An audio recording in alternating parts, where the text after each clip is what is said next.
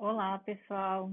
Eu me chamo Paula Coelho, eu sou médica graduada pela Universidade do Estado do Pará, fiz a minha residência médica em oftalmologia pelo Hospital Universitário Betina Ferro de Souza, na UFPA, e fiz meu mestrado em saúde na Amazônia pela UFPA também, pelo Núcleo de Medicina Tropical. Eu fui convidada pela Ligoft para dar essa aula de anatomia ocular para vocês. Eu deixei aqui meu contato, gente. Vocês podem salvar, mandar WhatsApp, mensagem, tá? Se tiver alguma dúvida, alguma curiosidade, até sobre a especialidade, sobre a residência aqui no estado, vocês podem me perguntar, tá bom? Não vou estar incomodando, não. Eu gosto sempre de iniciar essa parte de anatomia falando sobre a órbita. Então, a órbita, ela tem um formato de pera e ela é onde repousa o globo ocular, tá?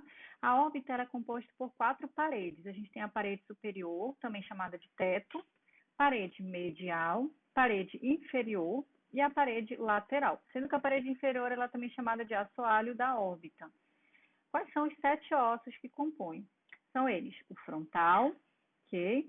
Zigomático, esfenoide, etimoide, maxilar, o lacrimal aqui no cantinho e o palatino, tá bom? Então, assim, qual a importância de saber esses ossos, gente? Importante é saber porque em alguns casos, como fraturas de órbita, a gente pode ter ectopia, que é o deslocamento do globo ocular, a gente pode ter casos de estrabismo. Então, é bom ter esse conhecimento da órbita e tumores de órbita também. É por isso que eu gosto de começar por essa região. Agora, já indo para a parte da pálpebra, gente. O que é a pálpebra? A pálpebra, na verdade, ela é o que vai proteger os nossos olhos externamente, tá? Então, a gente tem uma pálpebra superior, a pálpebra inferior, a fenda palpebral, que corresponde à abertura aqui ocular, tá? Ela tem em torno de 10 milímetros. E a gente tem a fissura palpebral também horizontal, tá? Que ela tem em torno de 30 milímetros. Se você observar em uma pálpebra normal, a gente também tem um sulco palpebral, tá? Que é essa região de prega aqui superior, tá bom? A gente tem um canto lateral, canto medial. E isso aqui a gente considera um olho comum. Se essa pálpebra for um pouquinho mais baixa, por exemplo, a gente já tem uma pitose, que é quando tem uma queda da pálpebra. Ou então a gente já pode ter aqueles casos onde tem uma retração palpebral, a pálpebra já está muito para cima, e aí isso acontece em situações como doença de Graves, enfim, outros distúrbios de tireoide pode acontecer isso, tá? Então, falando também aqui dessa região palpebral, eu gosto sempre de mostrar a questão da musculatura ao redor. Então, por baixo dessa pálpebra, a gente tem toda uma musculatura, e aqui no caso a gente está mostrando principalmente o orbicular. Tá? Então, o orbicular tem essas fibras circulares aqui, em toda a região palpebral. E qual é a função do músculo orbicular? A função desse músculo é fazer o fechamento palpebral. O músculo orbicular ele é inervado pelo nervo facial, tá? Então, por isso que em alguns casos de paralisia facial, a gente tem alterações no fechamento palpebral, lagoftalmo, por exemplo, que tem exposição, porque a pessoa não consegue fechar a pálpebra por conta dessa paralisia. Agora eu vou falar um pouquinho sobre filme lacrimal e vias lacrimais. Gente, a lágrima, ela não é uma coisa simples. Na verdade, ela é uma estrutura, ó. Aqui nós temos na imagem, estou apontando a seta, formada por 3 camadas, tá? Então, a camada mais externa, ó, de fora para dentro, a gente tem uma camada lipídica, tá? Internamente, uma camada aquosa e uma camada mucinosa, que é a mais interna. Qual é a função da lágrima? Ela tem diversas funções. Eu gosto muito de dar destaque para a função principalmente de lubrificação da superfície ocular, tá? E a outra também que ela compõe, junto com estruturas como córnea, cristalino, humor aquoso, ela vai compor a refração do olho, porque para a gente poder enxergar, todas essas estruturas elas têm que estar funcionando, inclusive a camada de filme lacrimal, tá? Então, por exemplo, é por isso que às vezes uma pessoa que tem um olho seco, que tem algum problema, por exemplo, uma síndrome de Sjögren, algum problema com isso, eles acabam não conseguindo ver nitidamente, às vezes a vista embaça, ou quem tem olho seco normal, a vista embaça porque você tem problema na lágrima, tá? Então, aqui é uma outra imagem mostrando aqui a superfície, a glândula lacrimal, tá? E aqui seria a lágrima, fazendo a lubrificação, tá? Esse é outro desenho aqui, é para mostrar um pouquinho mais a estrutura das vias lacrimais. Então, a glândula lacrimal principal, ela fica aqui nessa região temporal, né? Mais lateral superior, embaixo da pálpebra. Se você verter a sua pálpebra superior, às vezes você consegue ver um pedacinho da sua glândula lacrimal, isso é normal, tá? Então, quando a gente produz a lágrima, e a gente tem as glândulas lacrimais acessórias também, que são a de Krause e a de Wolfling, que não estão aqui ilustradas no desenho, mas elas também têm, tá? Então, quando a gente produz a lágrima ela vai acumular aqui, vai formar o filme lacrimal, tá? O menisco lacrimal, que é quando ela fica acumulada bem aqui, e aí ela vai ser escoada pelos pontos lacrimais e canalículos. Então, todo mundo tem um ponto lacrimal inferior e um ponto lacrimal superior, tá? Nos dois olhos. E aí eles podem se juntar, eles vão para o canalículo, né? Canalículo superior, canalículo inferior, podem se juntar em um canalículo comum ou já cair direto aqui no saco vaso lacrimal, tá? Quando tem o saco, quando eles caem direto no saco, não tem problema, tá? Mas eles caem direto aqui no saco e aí eles vão e acabam indo afunilando aqui para o ducto nasolacrimal. E do ducto nasolacrimal eles vão cair aqui no meato inferior, tá bom? Então vai cair aqui no nariz. É por isso que quando a gente pinga um colíriozinho, a gente sente o gosto dele às vezes, porque ele vai cair aqui no nariz e vai passar e a gente vai sentir o gostinho dele, normal. Tá bom? Qualquer processo obstrutivo, aqui em qualquer região, desde aqui do canalículo superior, saco lacrimal, ducto nasolacrimal, vai causar o que a gente chama de dacriocistite, tá? É uma inflamação quando tem obstrução. Essa pode ser uma obstrução alta, quando ela é antes do saco lacrimal, ou uma obstrução baixa. Mas lembrando que eu não quero falar de patologia, mas eu acabo citando porque é importante também. E uma coisa que é muito interessante falar é que uma dos principais sintomas de quando tem obstrução dessa via lacrimal é o lacrimejamento excessivo, tá? No caso é epífora que a gente fala. E é muito comum em bebezinho, quando tem menor de 1 ano de idade, eles têm esse lacrimejamento. Por quê? Porque tem uma válvula bem aqui chamada válvula de Rasne. E aí o bebezinho ele nasce às vezes com essa válvula fechada, é normal também. Porém, ela tem que desobstruir até 1 ano de idade. Então, se o bebê está lacrimejando muito, a gente ensina os pais a fazer uma massagenzinha nessa região para ajudar a abrir essa válvula. E se não melhorar, se não resolver até 1 ano, tem que fazer cirurgia, tá? Agora falando sobre a motilidade ocular extrínseca e inervação ocular. Gente, o globo ocular, ele tá ali preso no nosso olho, dentro, ele tem os seus músculos, tá? Que vão prender e vão fazer a movimentação ocular. Então, para a gente poder movimentar o olho, a gente precisa ter esses músculos ajudando. Então, nós temos os principais músculos são 4 retos, que é o reto superior, reto inferior, reto medial e o reto lateral, tá? Todos eles são inseridos aqui na esclera, que é o branquinho do olho, tá? E a gente tem 2 oblíquos, que é o oblíquo superior, que vai se inserir aqui na tróclea, e o oblíquo inferior, tá? Então, eles vão fazer a movimentação ocular. Quando a gente tem um paciente estrábico, né, um paciente vesgo, por exemplo, a gente, para poder corrigir a cirurgia corretiva de estrabismo, a gente utiliza justamente a modificação desses músculos. Então, a gente mexe nesses músculos, ou a gente corta, resseca um pedaço do músculo, a gente recua o músculo.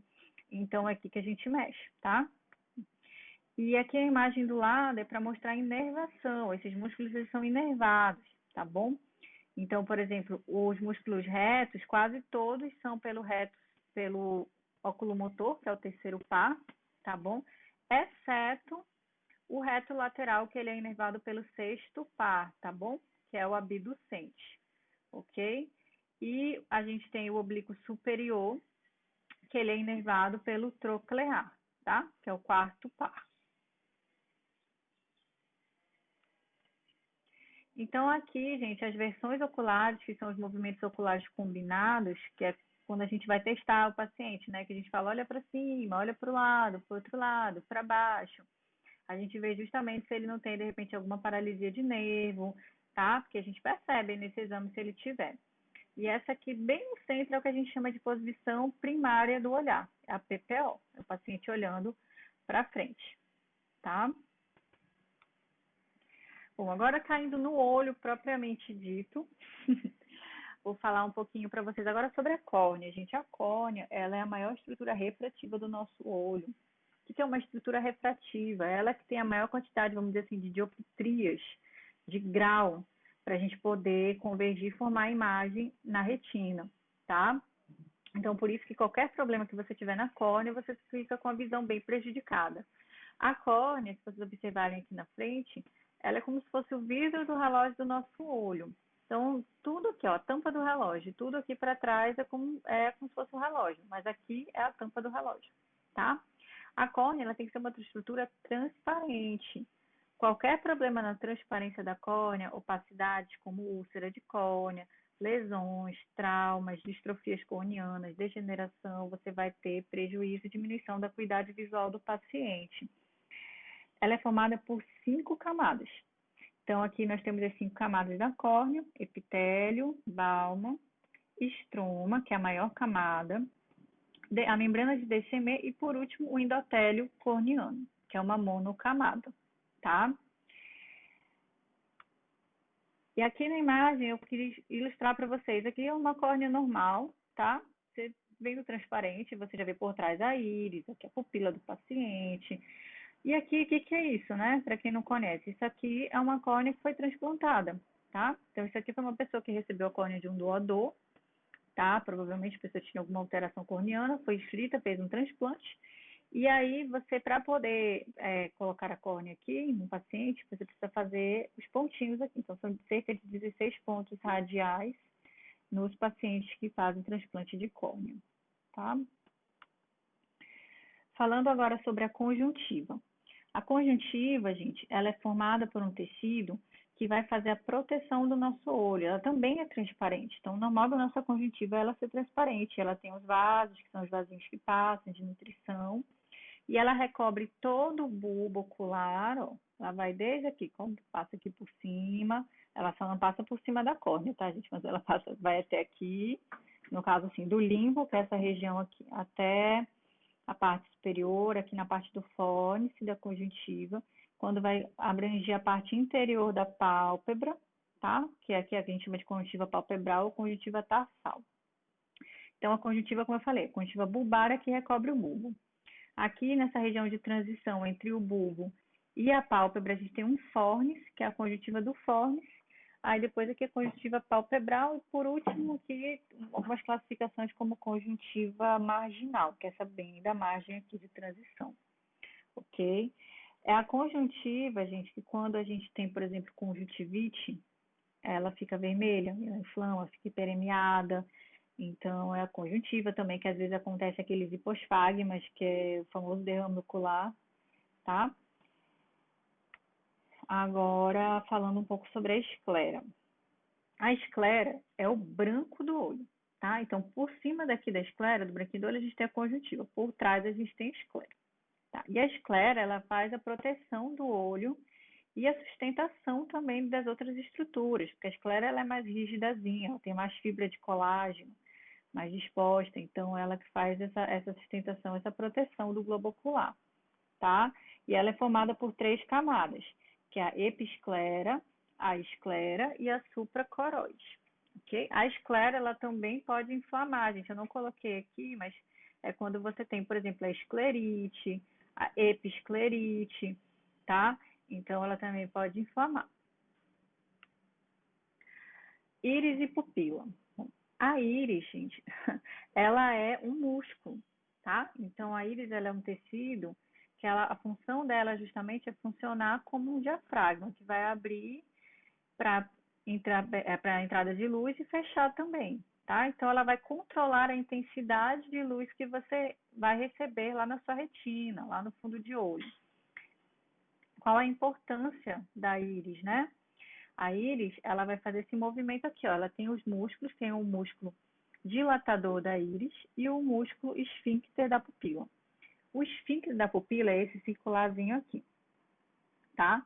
Quando ele se contrai, ele faz o quê? Ele faz o que a gente chama de miose, é a pupila fechadinha, tá?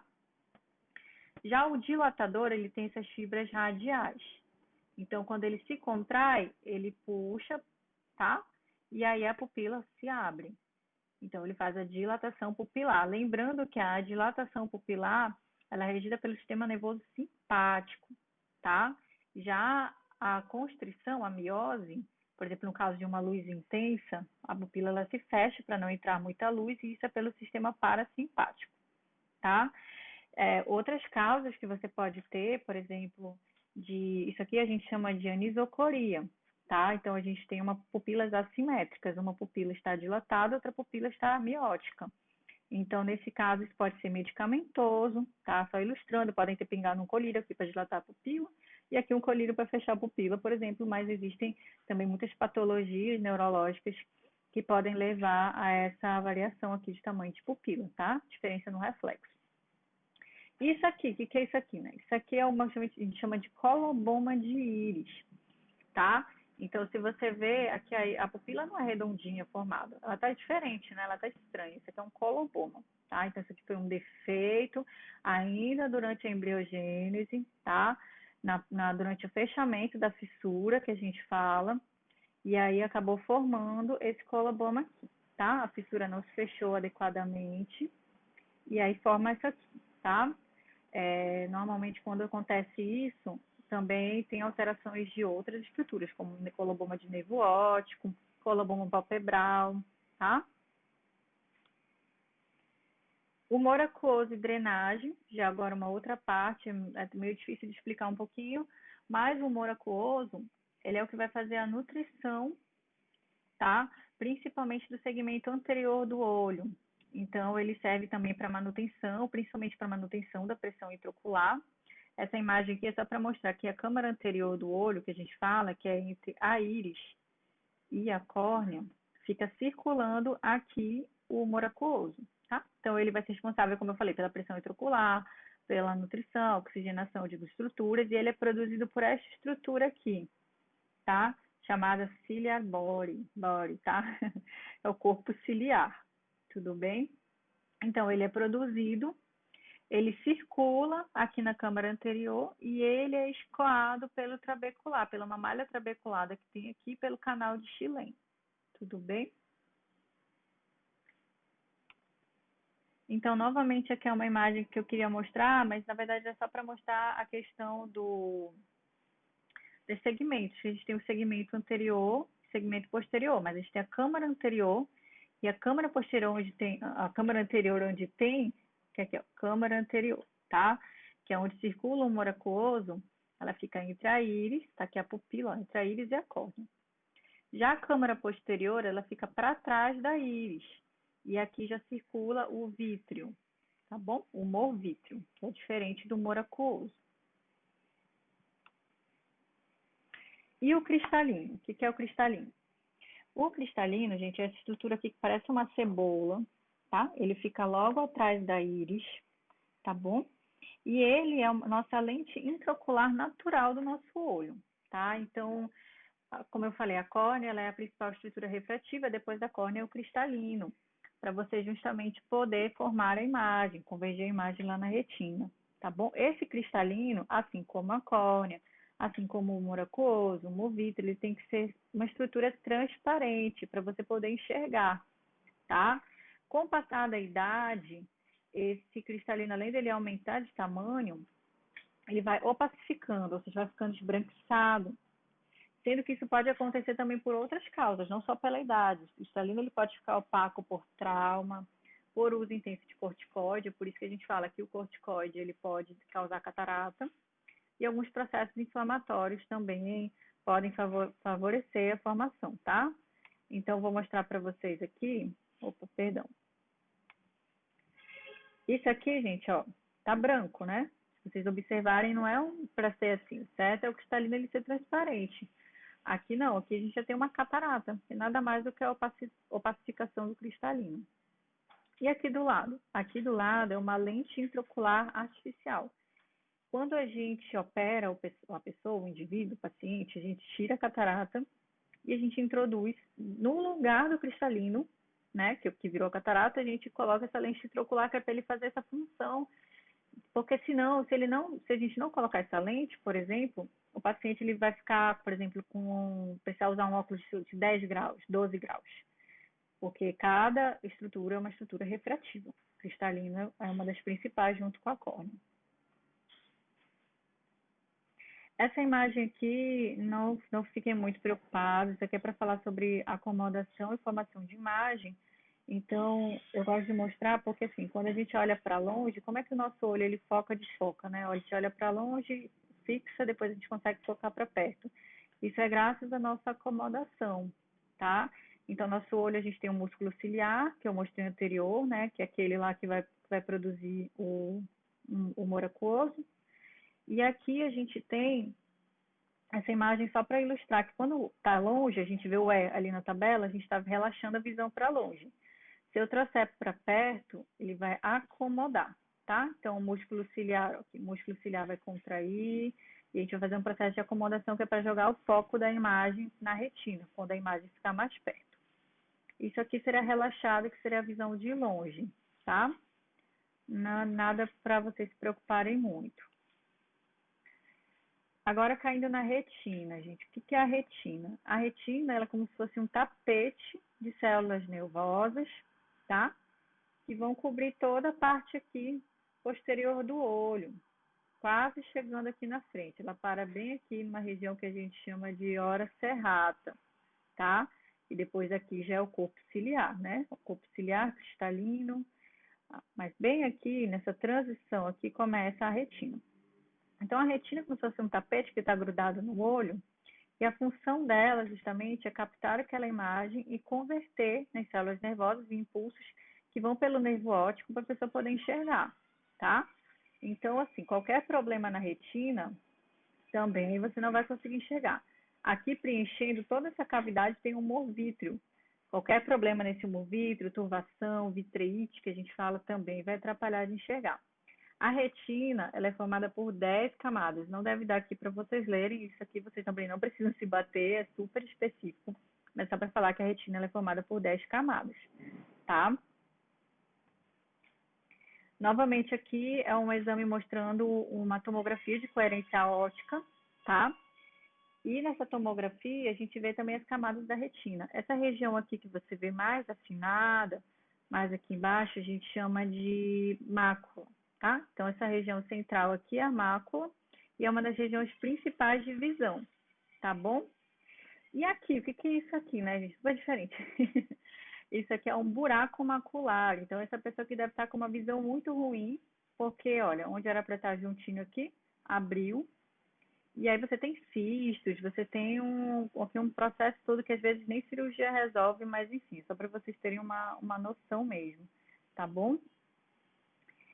E como é que eu vejo a retina? Como é que eu vejo isso? Isso aqui é um fundo de olho, olha que coisa maravilhosa. Eu gosto de mostrar porque a oftalmologia é uma das poucas áreas que você tem a oportunidade de, quando você vai olhar a olho, assim, tipo, você consegue examinar, você vê os vasos, assim, vivo, assim, é incrível. Então, aqui a gente observa, tá? Isso aqui é o fundo de olho, o famoso exame de fundo de olho, tá bom? E o mapeamento da retina é quando a gente vai fazer o exame mais profundo da periferia da retina. Isso aqui é uma parte da retina, tá? Isso aqui é uma parte onde a gente vê o nervo óptico, onde a gente vê os vasos, tá? As artérias, que são maiorzinhas, as veias acompanhando. E o que é esse pretinho aqui? Esse pretinho aqui é justamente a mácula, tá? Que foi o que eu mostrei para vocês no slide anterior, tá bom? E dentro da mácula a gente tem a fóvea e dentro da fóvea a fovéola.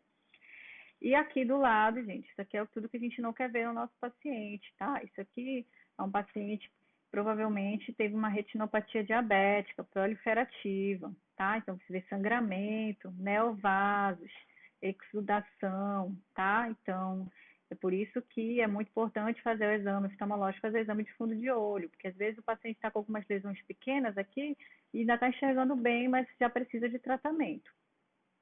Outra coisa que as pessoas falam muito, o que é o descolamento de retina? É isso que eu falei para vocês anteriormente. A retina ela fica colada, né? Então, se ela descolar, você tem um descolamento de retina, tá? Ó, aqui você vê assim como se ela estivesse caindo, tá? Tipo assim, meio abaulada, a retina descolou, precisa fazer uma cirurgia chamada vitrectomia para você reaplicar essa retina. Caindo agora um pouquinho para o nervo óptico. O nervo óptico é o segundo dos 12 pares cranianos, tá bom? Ele tem função sensitiva e ele vai captar as informações através dos cones e os bastonetes, que são os fotorreceptores, as células da retina. Ele vai processar para poder convergir e ajudar na formação da imagem, tá bom? Gente, aqui é só para ver que a gente vê assim. Isso aqui é o que a gente vê quando a gente examina o fundo de olho, né? Um nervo. mas eles continuam, ó, todo aqui por trás, tá bom? Até chegar ao quiasma óptico. Então, isso aqui é um nervo normal, isso aqui é um nervo doente. Então, o normal do nervo é ele tem um branquinho aqui dentro que a gente chama de escavação óptica, tá? Aqui não, gente. Aqui a gente tem uma escavação super aumentada, tá? Isso aqui é tudo fibra que morreu do nervo. Isso aqui provavelmente é um paciente que tem glaucoma. O glaucoma é uma das principais doenças que causam essa alteração do nervo óptico. Existem outras também que podem causar. Esse paciente aqui provavelmente já tem uma visão bem comprometida, tá? Para finalizar, eu só queria lembrar para vocês que para a gente poder enxergar bem, não precisa ter só o olho funcionando bem. Então, a gente tem o trato óptico, as outras vias ópticas que é para a gente poder processar a imagem e enxergar como nós enxergamos, tá bom?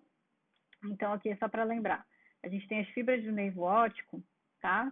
Eu expliquei para vocês. Elas vêm aqui, a gente tem as fibras temporais, isso vocês devem ver até no módulo de neuro, na faculdade a gente costuma ver. Fibras temporais, elas são ipsilaterais, elas não cruzam no quiasma óptico. Ao contrário das fibras nasais, tanto a fibra nasal aqui quanto a fibra nasal do outro lado, elas cruzam na região de decussação, tá? No quiasma óptico. Lembrando que lesões aqui em cima do quiasma ou embaixo do quiasma, elas podem causar alterações de campo visual, tá? Porque elas vão comprimir e aí vão dar falhas de campo visual, como a gente tem aqui, que são as hemianopsias, as quadrantopsias, tá? Eu também não vou me aprofundar nisso, eu só quero que vocês lembrem que o nervo óptico ele sai, então a gente tem toda uma parte para trás. Quando o paciente falar para você que ele não está enxergando bem, uma das primeiras coisas que a gente faz é examinar o olho. Então a gente vai ver se ele não tem uma catarata, se ele não tem um glaucoma, se ele não tem uma alteração na córnea. E aí, depois de tudo isso, se a gente não achar nada no olho dele, a gente vai pedir exames de imagem, vai pedir tipo, como se fosse uma ressonância, uma TC de crânio, e às vezes a gente já encaminha para o neuro, porque para poder enxergar bem, tudo tem que estar funcionando bem, inclusive a parte do sistema nervoso central nosso, tá? Então, aqui é a região do trato óptico, depois que ele chega aqui, ele vai para o corpo geniculado lateral, tá? Vocês vão ter as radiações ópticas e, por último, elas vão chegar aqui na região do córtex visual, que vai fazer o processo da imagem final para a gente poder enxergar. Tudo bem? Então, qualquer lesão, gente, aqui nessa região, até mesmo lesões de artérias cerebrais que fazem inervação, por exemplo, da região do córtex, a gente pega, às vezes, paciente com sequela de AVE, né? E aí ele teve lesão, ele ficou com baixa visão por conta do AVC. Isso pode acontecer também, tá bom? Então, é basicamente isso, gente. Eu espero que vocês tenham gostado. Eu me desculpo por não ter colocado muito conteúdo de texto, porque realmente a minha intenção era mais conversar com vocês a respeito, dar uma introduzida, mostrar um pouquinho, porque realmente eu sei que não é fácil, oftalmo, a gente não vê muita coisa durante a faculdade, pelo menos eu não vi muita coisa. E é isso, obrigada.